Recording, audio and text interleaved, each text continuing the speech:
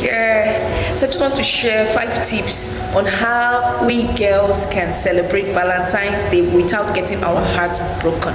Like I said, I don't want any guy watching this video. This video is strictly for my ladies. Alright, let's go. Number 1, set boundaries. Set boundaries, very crucial. If you must celebrate Valentine's Day peacefully without getting your heart broken, you have to set boundaries. It is important to set boundaries that honor God and bring honor to your values. Discuss things that you're comfortable with and things that you're not with your partner and your friends, and make sure you are firm. You are firm, yes, with your decision. Do not allow anyone influence you to do what you don't want to do. Do not go beyond your boundaries. For example, if you're not comfortable with clubbing, please don't allow anyone force you to club.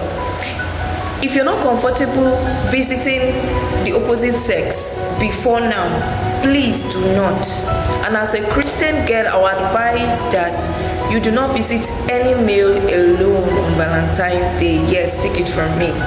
No matter how superhuman you think you may be, do not go with anyone to lodge in a hotel, because of course, what are you expecting? What do you think will happen? Number 2, celebrate with purity and integrity.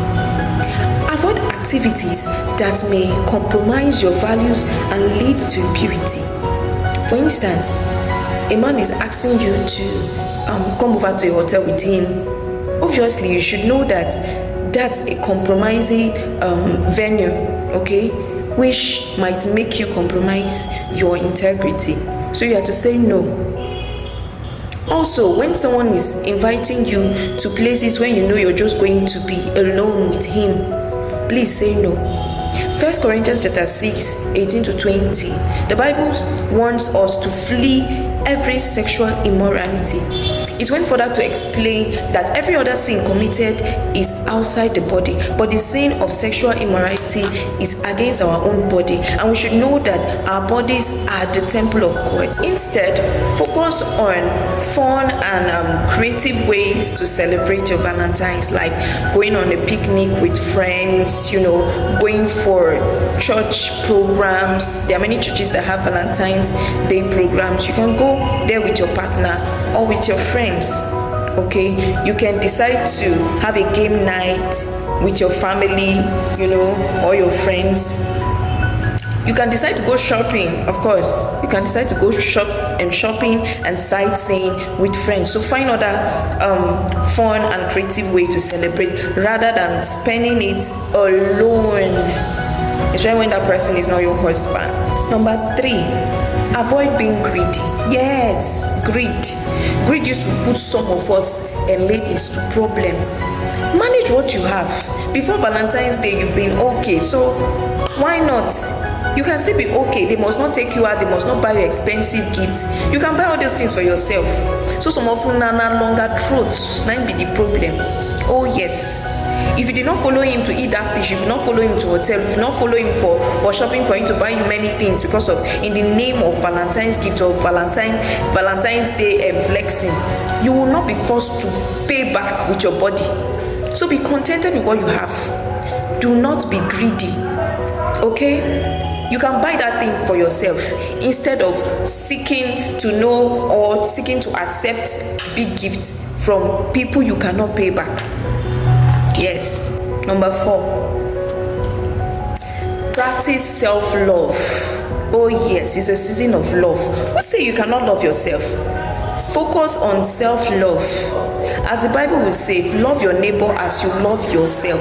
So if self-love was not very important, the Bible will not compare, the love you give to others as the love you have for yourself, because it knows that most people love themselves very well. But unfortunately, some of us girls don't love ourselves enough. That's why you will always want to seek for love from others. If you love yourself enough, obviously you're going to attract love from others. So maximize this opportunity. Valentine's Day, take yourself out, buy yourself expensive gift, buy yourself things, buy yourself a gift, wrap it, give it to yourself. Oh glory, this gift is for you, you've done so much, I love you so much, I just want to tell you that I appreciate you, you deserve this Valentine gift. Yes, unwrap it and take it. It's for yourself.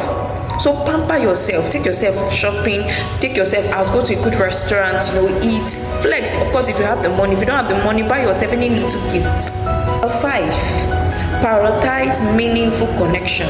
What do I mean? Most times we feel Valentine's Day is about celebrating with our lovers, but we forget to celebrate with our families. Oh yes, these are the meaningful connections. Family and friends. Think about that person that has done so much for you. Send them a message, buy them a gift. Say thank you for everything you've done for me. I love you so much. Extend love to your parents, your mother, your father, your friends.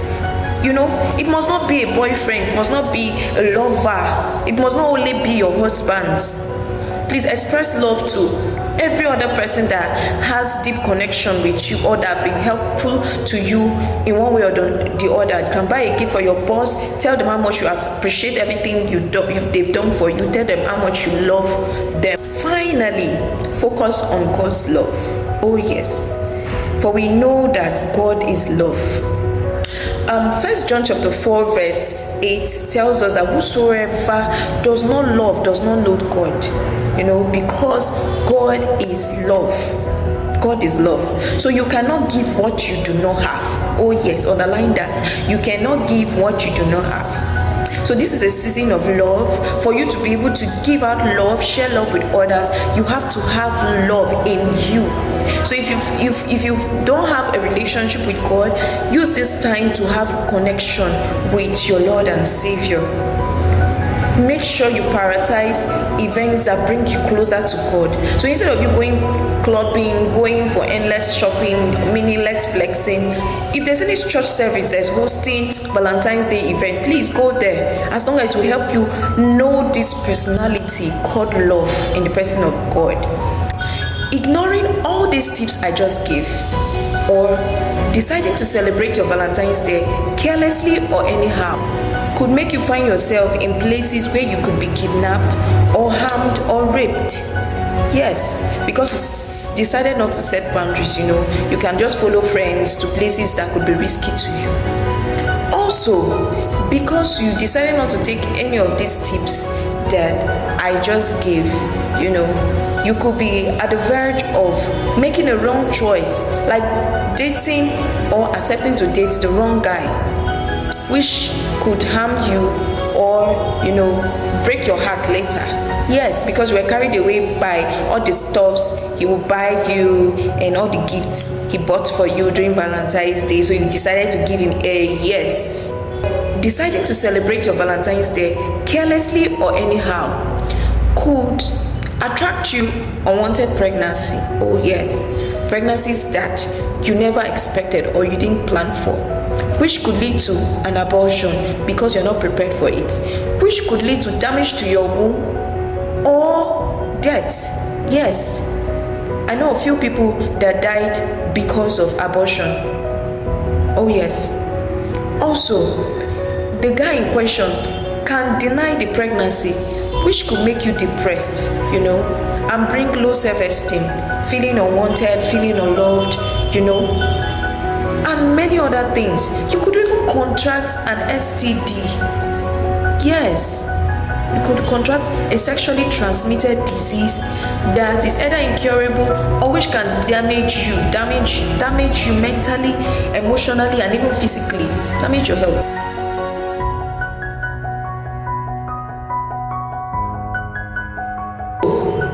You could get involved in a very chaotic, terrible relationship, all because sex was attached to the relationship, so you can no longer break out from it. So even when you know that the relationship is toxic, but because you've had sex, which probably started on Valentine's Day, you cannot stop any longer. And let me warn you, even if he ends up marrying you, it's not a guarantee that you will have a successful marriage. So please, I want to beg that every tip I gave for Valentine's Day, try to adhere to it. Thank you and bye.